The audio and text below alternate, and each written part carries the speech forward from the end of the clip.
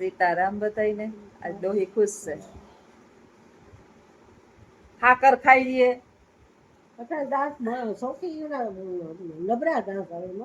મારી દાઢું હલે, મારી બે બાજુની દાઢું બે હલે, અને મારી માં હાકર ખાઈ લઈએ, દારિયા ખાઈ લઈએ, આજ ખુશ છે જરાક.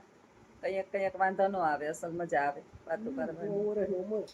4 વર્ષની ઉંમર છે. જો તઈને મને કોક પૂછતું હતું તમારી બાની ઉંમર કેટલી છે, જો બાઈ મોઢે કે ભારત પાકિસ્તાન અલગ થયા ને તઈ બા 10-15 વર્ષના હતા એમ કેતા હતા. 10 વર્ષ. હા 10 વર્ષના. તો 90 થયા માં 90. કેટલા થયા? આ તો 80 વર્ષ એને થયા. મોહી ચાલે લાખી મોહી. ઠીક.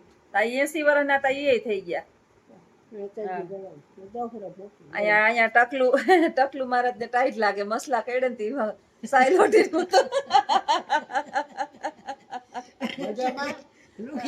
ત્રણ ની ટોળકી 4 ની ટોળકી હતી અમારી, એમાંથી એક વિકેટ ખડી ગઈ. આજ કોક કેતું હતું કે કોક કમેન્ટમાં એમ કેતું હતું કે કઈક ઝાડ ગયું ને ડોહલું ગયું ને જયગા થઈને. જો ભાઈ જૈનમું ઈ જવાનું, કુદરતનો એક ક્રમ છે. બા તો બહુ જિંદગી જીવીને ગયા. મારી હાહુ તો 100 વર્ષના થઈને ગયા, લીલી વાડી મૂકીને ગયા, ને એનો એકો એક પરિવાર છે ને, ખાલી હું એનું ખાલી વર્ણન કરું ને બાના પરિવારનું તો તમને અચરજ થાય. 4 દીકરીઓ ને અમે 2 ભાઈઓ, કોઈ કમી નથી કોઈને કાંઈ કમી નથી. એવી જાહો જલાલી, દીકરાઓના દીકરાઓ, દીકરીઓના દીકરાઓ, પછી ડોક્ટરો, એન્જિનિયરો, અધિકારીઓ, મોટા ઓફિસરો, દીકરીઓ એવી દરજા ઉપર. છેલ્લે આને નોકરી નહોતી તો મારે નોકરી, મારા છોકરા ઓફિસરો વિદેશમાં, યુરોપના દેશમાં. બાની તો બહુ લીલી વાળી ને બાએ તો અસલ સેવા પામી. અને આ પૃથ્વી ઉપર છે ને રાજાથી રંકને માંડીને જવાનું જ છે. અને જેટલી જરૂર સેવા કરવી હોય ને એનાથી વધારે અમે 2 જણાએ 99 કમેન્ટ હારી હોય. કમેન્ટનો જવાબ હું આપતી નથી, પણ એકાદ વરી કોક કહેતું હતું કે હવે કઈક ડોહી વહી ગઈ ને એવું કઈક આ મોજ એમ આનંદ કરે. જિંદગીમાં આ જીવવાનો તો બધાયનો અધિકાર છે. કઈ આખી જિંદગી હવે તો કઈ પારકા ડોહાઓને માગીને તો સેવા ન કરીએ. છતાંય હું મારી જનેતાને જો લઈ આવી. અટાણે કોઈને કોઈ ગમતું જ નથી. આ પૃથ્વી ઉપર છે ને કોઈને એક દી બંધનમાં ગમતું નથી. અને મારી જગ્યાએ એ કરીને તો જોઈ દેખાડે એક વખત. અત્યારે વિદેશમાં રૂપિયા આપે ને, ₹1 લાખ, ₹1.25 લાખ તો વિદેશમાં કોકના ડોહાની સેવા કરવા જાહે. પોતાના મા બાપની સેવા નહીં કરે. આ જોજો તમે. અને વગર નિસ્વાર્થ ભાવે. મા બાપની સેવા તો ઉત્તમ છે, અને માતાજીની ધૂપ દીવાન ભક્તિ ભાવ ને ભજન ને ન થાય તો હાલે, પણ આપણા ઘરની અંદર મા બાપની સેવા એ તો ઉત્તમ છે. નહીં તો મારાથી વિશેષ મને નથી લાગતું કે જાણતા હોય. મને ખબર જ છે કે એની આંખમાં એક આહુડું આવે ને તો એ આપણા જીવનમાં કોઈ દી સુખી ન થાય. ને એમનામ જ બા મને એટલું વાલ નહોતા કરતા.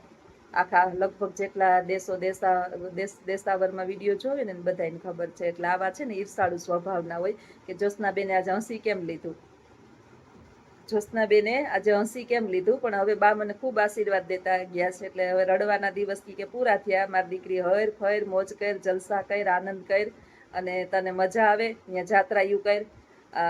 ગાયત્રી બેન છે સરસ આજ કહેતા હતા કે બેન તમે બહુ સેવા કરી, આદી લીગી નોકરી કરી, સેવા કરી, ઢહેડા કર્યા, કામ કર્યું, જવાબદારી સંભાળી. તમારો અંદર જીવ છે અને તમને હરવા ફરવાનો પૂરો અધિકાર છે. અને હરવું ફરવું જ જોઈએ. રજાના દિવસની અંદર માણસની અંદર માણસાઈ હોય ને એ તો લગભગ સમજતા જ હોય કે આપણે કરી તો શકતા નથી કાંઈ, પણ આપણે કાંઈ એવું કાંઈ ન કહીએ કે સામેવાળા માણસને તકલીફ થાય.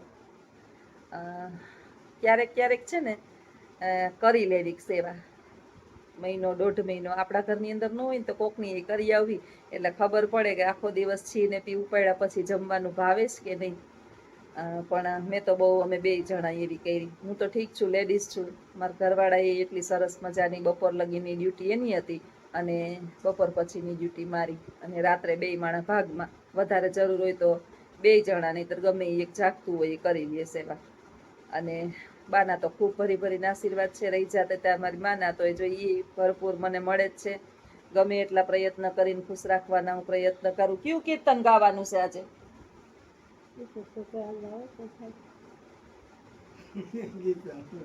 કીર્તન આવડતું નથી કઈ? આજ યાદ નથી આવતું? કૌશલ્યા ના જાયા ઈ આવડે? બીજું કયું આવડે? હા ઓલી ઓલું ઓલું કયું? છોકરા મારે ઢોકળા જોયા દીકરા મારે ઢીકલા જોયા આ ઘટપણ ક્યાંથી આવ્યું? ઈ ઓલા કીર્તન માં બાયું ગાતી હતી ઈ કીર્તન જ છે હો કઈક. એ તો કીર્તન જ છે ને. હા એ હમણાં કીર્તન વાળા અમાર બેન બધા કાયમ આવતા ને તો એ કડી આવી ને તો મને એવું હું આવ્યું કે મારી માં એમ કે છોકરા મારે છે દીકરાના દીકરા મારે છે ઢીકલા ઘટપણ ક્યાંથી એ આવ્યું? વાત. ઘટપણ કેણીએ મોકલ્યું. હા પછી ઓલી હાહુ ને વહુ સાહી લેવા જાય. ના એ કે નાસ્તો સાહેબ જાઓ. હું પેલાથી કયો દીકરા પાસે સાહેબ લેવા ગઈ ઘેર. વહુ પાસે. વહુ પાસે. હા કે સાહેબ એવું તો કે નાસ્તો દઉં તો કે હાહુ ને કીધું એમ. નાસ્તો દઉં કે હા ઈશારી કે નાસ્તા નથી આવડતું શું કરું? તો કે ગમે ઈ કઈ. હા તો કે ગાંગા પુત્ર ગાંગા નાસે છે ડોહી ને ધ્રુસે છે ટાંગા. જોઈ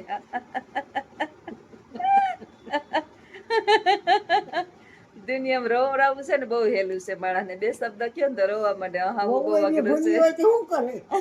ઈશારી સાહેબ છે નાસો ગઈ બીજું તો કઈ આવડતું નતું મારી કોઈ. આવડે તો ગાવે ને કે નાસ્તો દઉં તો ગામના ગંગા પુત્ર ગંગા નાસે છે ડોહી ને ધ્રુસે છે ટાંગા. પછી ગંગા ધ્રુસે ને ઘટ પણ દોઈલા છે. મારા બા ને આવું કોમેડી કરાવતી હું. ઘટપણ તો ઘોડે સડી ઘેર આવ્યા ઘટપણ ચીરીએ મોકલ્યું. આવે માં રાજાથી રંખુદી ના ને નકર તો માણસને ખબર ક્યાંથી પડે? લોટ કોઈ એક લોહી લઈને આપણે ઉલરે રાખીએ. ઈ હોય ત્યાં હોય ત્યાં સુધી આ શરીરના સ્વાર્થ કમાઈને ત્યાં સુધી બધાયને મહત્વનું છે. કમાણી કરીને દે ને બધાયને જેવી નિવૃત્ત થઈ જાય ને એટલે કોડીની કિંમત થઈ જાય.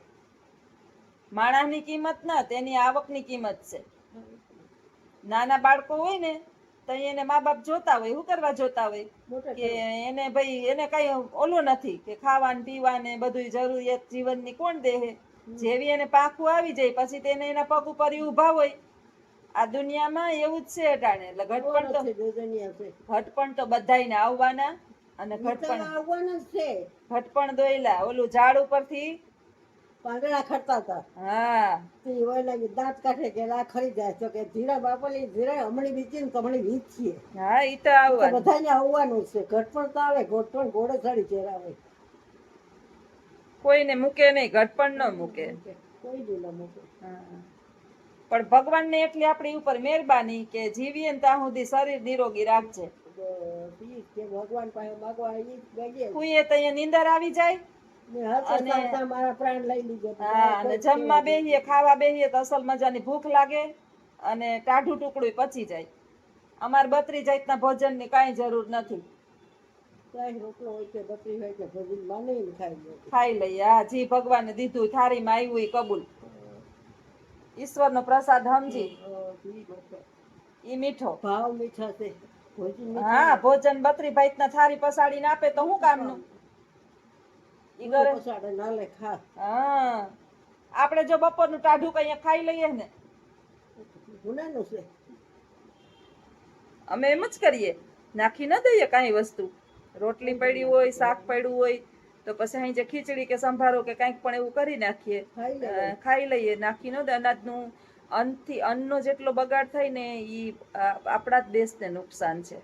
કેટલા માણસ ભૂખ્યા અન્ન માટે તડપતા હોય અને બિચારાઓને ભોજન પેટ પૂરતું નથી મળતું. આપણે એટલો અન્નનો બગાડ કરીએ. હું તો ઘણી વખત જમવા જાઉં ને તે જોતી હોય કે આખી થાળીઓ ભરી અને બાયું બેહે પછી ઢગલા એમ જાવા દે. આપને કોણ બીજી વખત ના પાડે જોતું હોય તો? અમારે મારો નાનકડો દીકરો છે ને એને ઈ થાળીમાં લે ને એટલે એને કાંઈ વસ્તુ ન ભાવે. જમવા જઈને એટલે એક શાક લે અને જો રોટલી ન હોય તો પૂરી, બાકી પરોઠા કે થેપલા રોટલી કાંઈ પણ. અમારે તો લગભગ રોટલી હોય જ. મેદની જ્ઞાતિમાં છે ને એ નક્કી જ હોય કે રોટલી કરે જ. શાક રોટલી સિવાય કઈ હું ઘણી વાર કહું ભાઈ જરાક ચાખતો હોય તો મમ્મી ભાવે જ નહીં તો ખોટો બગાડ કરવો છે ને ભાવતું હોય ને ઘણી વખત આપણે જો લગ્નમાં જઈએ તો અમુક વસ્તુ ઘટે એનું બીજું કારણ ના હોય કંદોઈનો ટાર્ગેટ બરાબર જ હોય. પણ મારા તમારા જેવા ઘણા એવા હોય કે આખી આખી થાળીઓના ઢગલા કર્યા હોય. ઢગલા કરે ને પછી કેટલા માણસને ઘટે એટલે એમને જ ન ઘટ્યું હોય આપણા કારણે ઘટ્યું હોય એટલે ક્યાંક જાય ને ઢગલો ન કરાય. એક દાણોય નો યન કેમ ઉત્પન્ન કર્યું હોય ઈ તો જેને ઉત્પન્ન કર્યું હોય ખેડૂત કેમ ઉત્પન્ન કરે એ આપણે નથી ખબર. એક વખત ખેડૂતની પરિસ્થિતિ જોઈએ ને એ કે મારા જેવા કેટલા જો ભાઈ ગયરી વસ્તુ હોય ને તો હું તો 8-10 ઢેફલા ખાઈ લઉં. લાડવા હોય તો 5-6 તો ઓછામાં ઓછા ઉલારી જાવ. ખોટું ન બોલતા હોય તો કાંઈ નહીં. હમણાં જો વચ્ચેથી ખાધું હતું 2 લાડવા ખાધા હતા. 3 લાડવા ખાઈ ગયો તો 3 ખાધા હતા. અહીંયા પછી પહેલા દાળ ભાત હોય ને પછી લાડવા વધારે ન ખાવ. ખાલી લાડવા હોય તો એટલે ભાવે કે મારા હાહરા નહીં ભાવતું. મારા બાપુજીને કેવું ભાવતું? મારા બાપુજી આ કારણે તો આપણે ચોખા ઘીના લાડવા કરીએ, બધી સુવિધા છે તી. ઓલા ગળગળિયા લાહા લાડવા કરતા શેણાના લોટના. મારા બાપા બપોરે હાંજે કઈ દા આપણે રોટલા ને શાક કરીએ હાઈતમ ના ને તોય પછી આઈટમ પૂરી થઈ જાય. આઈટમ પૂરી થઈ જાય પછી બાપા આપણે તો એમ થાય કે એક દી તો હાઈતમ ને દી ખાવું પડ્યું હોય ને તો ઓલા તોભા થયું હોય. આઈટમ ને દી શાક રોટલો મારી માને સેલી બાકી મંગારો મંડી મારા બાપા ખૂટાડતા લાડવા. એવું જ મારા હાહરા ને એવું ભાવતું. મારા હાહરા ને હા આને તમારે જમાઈ નહીં ભાવે એવું. હું ના ખાઈ શકું એટલે સુરમા નો લાડવો ભાવે. ઈ એક ખૂટે ગરમ ગરમ હોય ને તો 2 ખવાઈ જાય. લાહા લાડવા કરતા બીજો કેવાય ન હોય પીંડિયા કરી ભૂકો કરી લાહણી બેલી લાડવા કરી લઈએ. લાહા લાડવા કે નહીં લાહા લાડવા પનારથી લોગું ખાય. પેલા જીવન જોયા હતા તોય કઈ રોવાડે રોગ ન થતા. અટાણે માં ખાવાના ખોટા થઈ ગયા. બધાયમાં ભેળસેળ થઈ ગઈ. યાર આપડા એ છોકરાઓને અટાણે સારી વસ્તુ તો ગરગીતા ખાવાના, દૂધ દહીં ખાવાના, રોટલો શાક ખાવા નથી. અમારા ઘરમાં બધાય ને અમારે મોટોય કોઈ દી કઈ બહારની વસ્તુ ન ખાય. આ ઝીણકાને તો જરાય ન ભાવે. એને શાક રોટલી વિદેશ ગયો ને તો એની આઈથી કાયમ ઈ બાર ને મફત ઓલો કુરિયર માં આવે ને તો ઈ બીજાને દઈ દે કે મને મમ્મી બર્ગર ને પીઝા ની મને ન ભાવે કે હું તો બસ મારા દોસ્તાર હોય ને એને દઈ દઉં. હું મારા હાટુ શાક રોટલી બનાવું.